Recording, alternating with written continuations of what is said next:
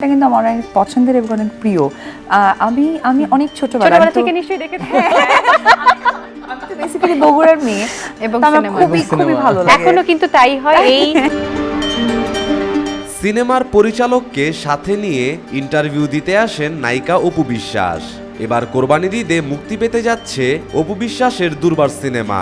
শুটিংয়ের সময় সেই সিনেমার পরিচালকের সাথে প্রেমের সম্পর্ক তৈরি হয় অপু বিশ্বাসের। অন ক্যামেরায় নিজেদের প্রেমের কথাটি নিশ্চিত করেন এই বিখ্যাত পরিচালক। আমি চ্যানেলের মাধ্যমে যে দর্শককে জানালাম, এই কথাটাই বলতে চেয়েছিলাম যে চ্যানেলের মাধ্যমে বাংলাদেশের সমস্ত দর্শকদের জানালাম, এটাও কিন্তু একটা বড় প্রাপ্তির বিষয় আমার জন্য। অবশ্যই একটা দীর্ঘ বিরতি। সাংবাদিক অপু বিশ্বাসকে জিজ্ঞেস করেন, দিদি আপনি প্রথমে প্রেম করলেন সিনেমার নায়কের সাথে আর এবার প্রেম করলেন পরিচালকের সাথে, আপনার চোখে কি সিনেমা জগতের বাইরে কেউ পড়ে না? উত্তরে অপু বলেন,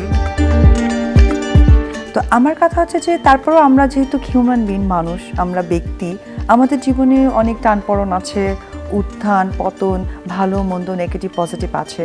তার মধ্যে থেকেও আমাদেরকে বারবার সুন্দর করে আনা, কামব্যাক করা। ইনফ্যাক্ট আমি একটা কথা বলতেই চাই, আমার মতে অন ক্যামেরায় এভাবে একজন নায়িকার হাতে চুমু দেওয়া একদমই ঠিক হয়নি। তার উপর সে নিজেও একজন পরিচালক। জানি না ভবিষ্যতে এই পরিচালক আর কোনো সিনেমা বানাতে পারবে নাকি না।